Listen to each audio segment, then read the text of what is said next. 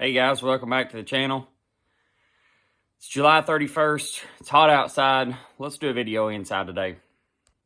Now, if you've been watching my videos, you heard me mention that a guy probably last winter sent me some stuff, and I've just really now had the time to sit down and make a video about it and figured I ought to, especially after such a sweet gift like this.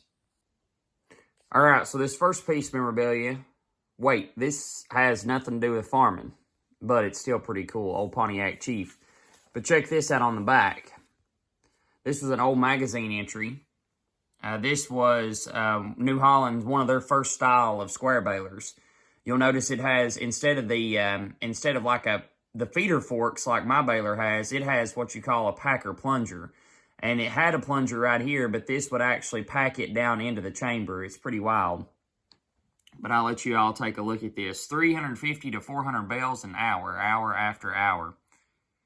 New Holland 77. Correct me if I'm wrong, but I believe that was New Holland's first self-tying baler, and I believe the majority of them were wire tie. That's pretty wild.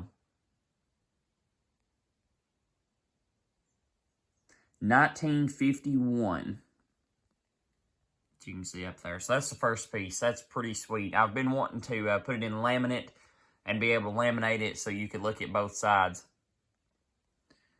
The next thing that he sent was a Haymaker's handbook, and I believe this is maybe from 1987, I think. But there is just so much cool stuff in this book. Even stuff, no matter if it's from 87 to 2023, there's still stuff that's the same. Table of contents: hay is big business, planting your hay crop, match cropped soil, lime, quality seed, get stands off to a good start. Just a bunch of different things that applied back then that still apply today. I'll kind of scroll through a little bit of it for you. No, we can't spend a lot of time on them. New Holland stack wagons, it's pretty sweet. Looks like maybe a 3910 with a tedder/rake combo. Big tedder up there. Some big New Holland squares. Looks maybe like a 311. Maybe, no, probably a 315 or 316 because it has a slant there at the flywheel. And then a 320, I think. They're engine drive. Swather, hay bind. So that's pretty neat. Here's a little baler manual. I believe probably from the late 70s because it has a 273, 276, 278, and those balers are from the 70s to late 70s. Practical service tips, which would still, a lot of it apply to my 311. Should have brought my tripod up here. Knotter area problems. Basically, it's like a little diagnostic book. Pretty cool. Field problems, PTO, pickup, feeder, plunger. There's a 273 bell thrower. Like I said, it just goes through different problems. Clutch pilot comes off. PTO overriding clutch wears excessively. Excessive flywheel shear boltage. Wrong shear bolt being used. Shear bolt bushing and flywheel worn. Just different things to look for. Now that's a Haas. That's an engine drive. That's 283. Now, this piece right here is super awesome. I love the colors on it. I'd say probably 60s, maybe 70s. This was meant to be something to send out from a New Holland dealer to farmers to try to get them to buy things, because you can see here, place stamp, and they would write the farmer's name, address, things like that.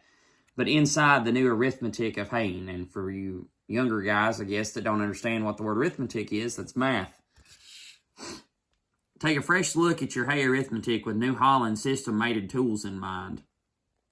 1. Pass with a fast, clean-cutting mower and trailing conditioner. Now, you would have a sickle mower that would go off to the side like this, and there was a PTO shaft that came off the sickle, and you would hook a conditioner to it.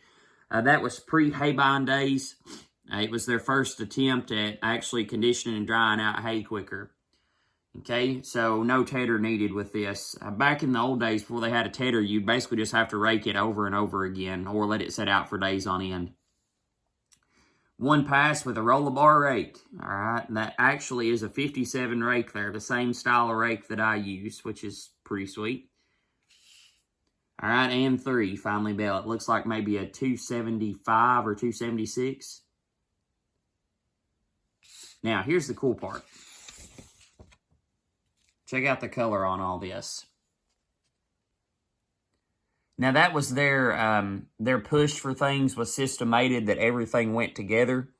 As you can see here on this sickle bar, there's the PTO shaft that came out for the conditioner, and on this pull-behind sickle bar, there's a PTO shaft. There's the crimper, crusher, conditioner, okay, whatever you want to call it. There's a model 56 that was before the 256, and there's my rake, model 57. The Model 57 was a pretty long design. It was probably almost as long as the roller bar rake, but they quit making them. They also quit making these too, though, last year. I've saw some different pictures and different photos of South American products, New Holland products, and they actually still make one of these for South America or Spain one. I can't remember, but that'd be pretty awesome to get your hands on new one of those. First thing when I saw this, I thought about the grading scales that teachers used to have in school, but this is a super, super nice piece. The Time to Mow Guide, and you can see here, it shows the digestible protein, which is DP, and it shows the total digestible nutrients. All right, and we all know, even back then and today, when you harvest a crop, depends on what type of nutrients. Also, what type of nutrients you give back to the crop will depend on what it produces too. But you can see here the different crops, and you can see at different stages. So we've got brome grass. Let me see if I can slide this out with one hand. There's different ones. Orchard grass, Timothy, Lespedeza, which used to be a really, really big crop. I guess it was almost similar to what Sudan is today. Red clover, alfalfa. Now, let me know if you guys keep up with some of this stuff, and let me know if this stuff has changed throughout time. Now, on the back side of this, if I can turn it around, this is a double-duty quality hay guide, all right? Now, this does crude protein, digestible protein, crude fiber, and TDN, okay? And if you look here, we have different ones that come out here.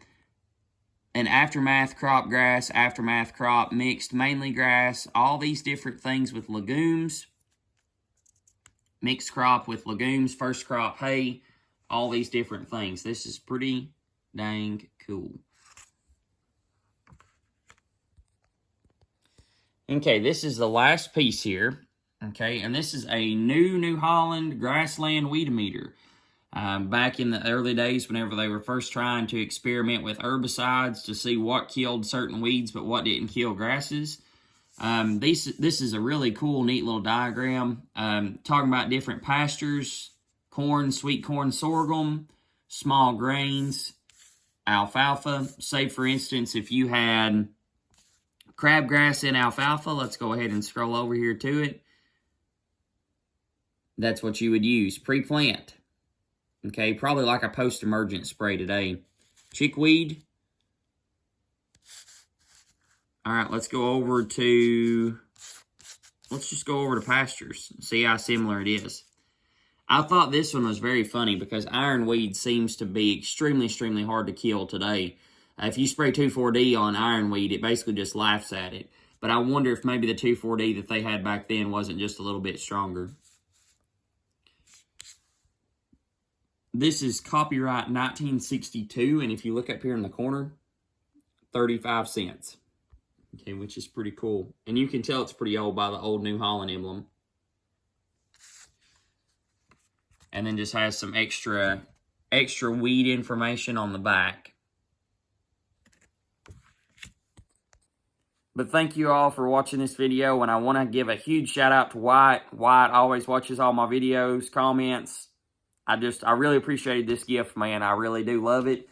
It's something really cool to show and demonstrate where I use New Holland equipment. So thank you, man. I appreciate it. I hope you all have a blessed day. Hope you all enjoyed this inside video, something a little bit different. But I know that I may have some people that's interested in ag memorabilia, so that's why I threw it on there. Have a great day, guys.